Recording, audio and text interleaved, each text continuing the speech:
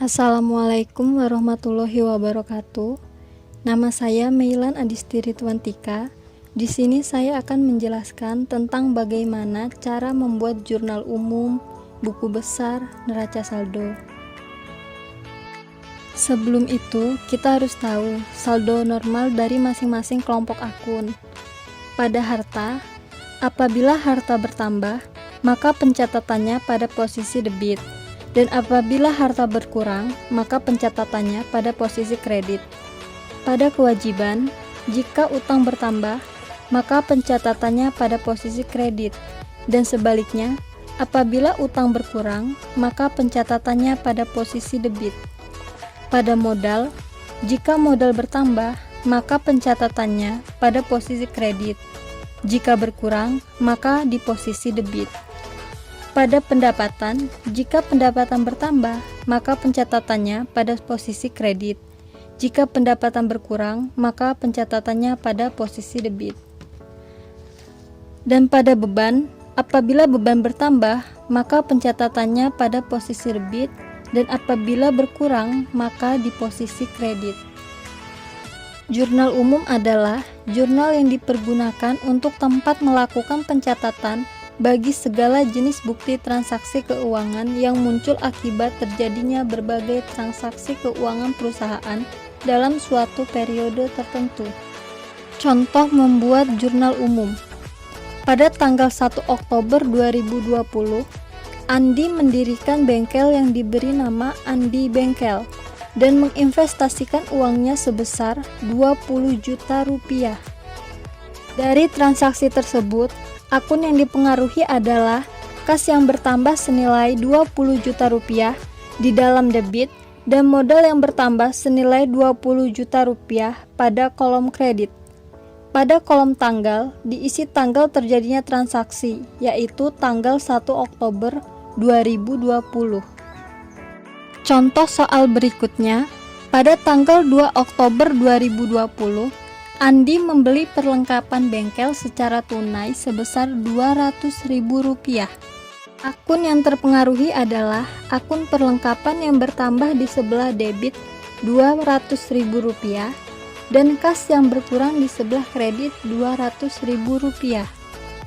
Contoh soal ketiga, pada tanggal 3 Oktober 2020, bengkel Andi memperoleh atas jasa perbaikan mobil senilai Rp500.000 secara tunai. Akun yang terpengaruhi adalah akun kas yang bertambah di debit senilai Rp500.000 dan pendapatan jasa yang bertambah di kredit senilai Rp500.000.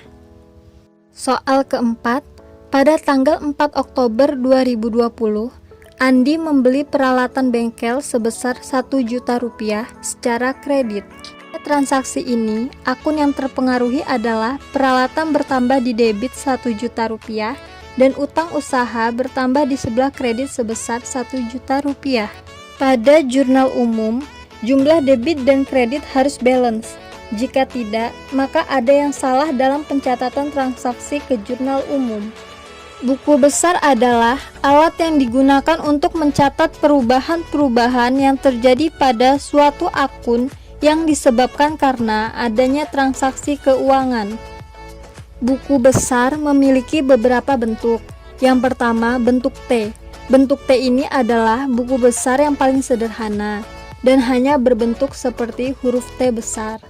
Sebelah kiri menunjukkan sisi debit dan sebelah kanan menunjukkan sisi kredit. Nama akun diletakkan di kiri atas, serta kode akun diletakkan di kanan atas. Yang kedua, bentuk sekontro. Bentuk ini biasa disebut bentuk dua kolom.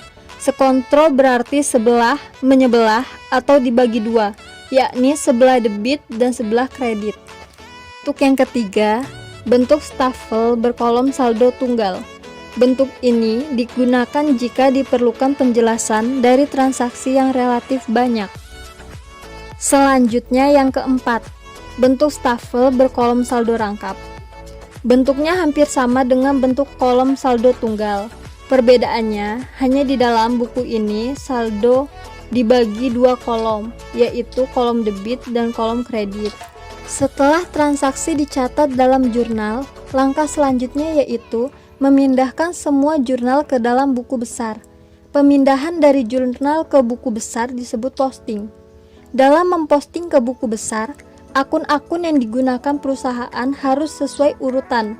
Yang pertama adalah harta, yang kedua utang, yang ketiga modal. Di sini saya akan memberikan contoh buku besar menggunakan bentuk stafel berkolom saldo rangkap. Kita akan mengelompokkan akun yang pertama, yaitu kas. Sisi debit sebuah rekening pada jurnal diposting ke sisi debit pada buku besar rekening yang bersangkutan. Dan sebaliknya, sisi kredit pada jurnal akan diposting ke sisi kredit pada buku besar.